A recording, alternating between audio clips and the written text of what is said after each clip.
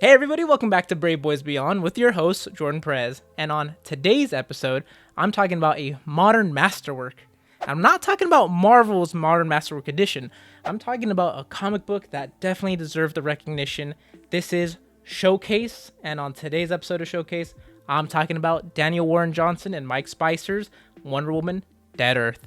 Let's get into the video. Wonder Woman Dead Earth is written and illustrated by Daniel Warren Johnson with art by Mike Spicer. Now, you probably don't need introductions to either one of those people because you probably read some of their other work, such as Murder Falcon, Do a Powerbomb. Maybe you even read Wonder Woman Dead Earth. Now, the reason why Wonder Woman Dead Earth is on Showcase is because I don't hear a lot of people talking about this comic. I hear people talk about Do a Powerbomb, Extremity, Murder Falcon, even the Beta Ray Bill run that Daniel Warren Johnson did with Marvel. But this one doesn't get a lot of love, and it definitely deserves it. Now, to give a little bit of a premise of Wonder Woman Dead Earth, it does take place in an apocalyptic future of Earth where we had what's called the Scorch, or the massive fire that destroyed everything on Earth. Now, there are still some small pocket civilizations that are trying to fend off these creatures called Hydras.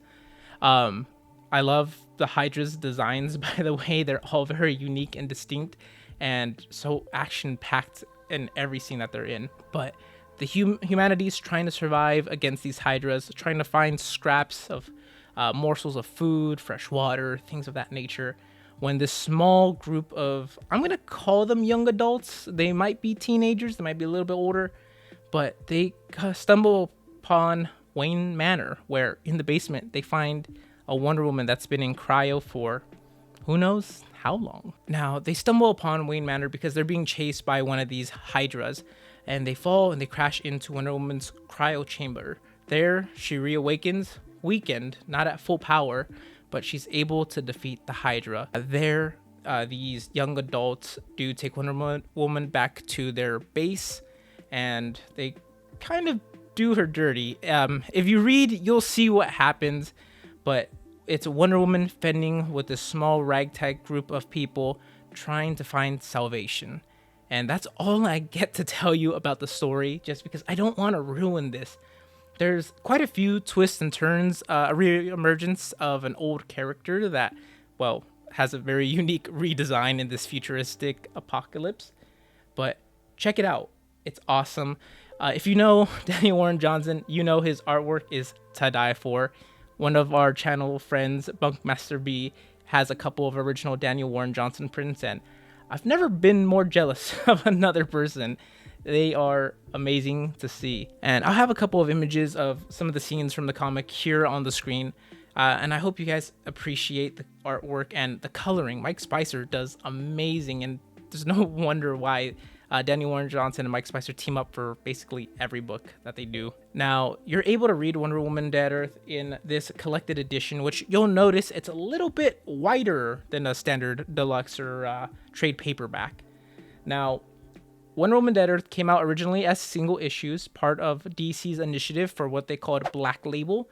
Black Label replaced their Elseworld/Vertigo lineup. They had some prints where they were these oversized newspaper formatted comics.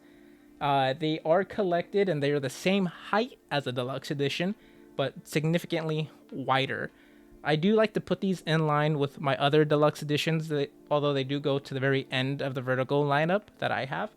Actually, my Vertigo lineup has now exceeded from the DC shelf all the way to the Marvel shelf, which is also part of my trade paperback and hardcovers. I need help. I have too many comics. Now, this is a larger format, and as you can tell by the story, this is a Elseworld story. It's all contained within these few issues, which there was only 4 in total. Now, if Daniel Warren Johnson really wanted to, he definitely could go back and continue a bit of the story. The ending is kind of definitive, but it leaves a possibility for an extension to this series. I doubt he'll go back and continue this series, seeing how I think Black Label is dead at this point, especially because they're reprinting a lot of the Elseworld stories now. Actually, if you're watching this in 2024, you'll probably see a lot of lineups of Elseworlds getting reprinted for the first time in many, many years. And I'm very excited for those as well. But do yourself a favor, go check out this comic. The art, amazing. I actually do really enjoy the format because it's the full deluxe plus a little bit wider. But that's going to be it for me today. If you like these kind of videos, consider subscribing down below. If you really like this video, consider leaving a like and leave a comment down below. Have you read any of Daniel Warren Johnson's work, in particular Wonder Woman Dead Earth? If you have, awesome. If you haven't, do yourself a favor. Go pick it up. All right, everybody. That's going to be my time for today. Keep reading and stay bold. See ya.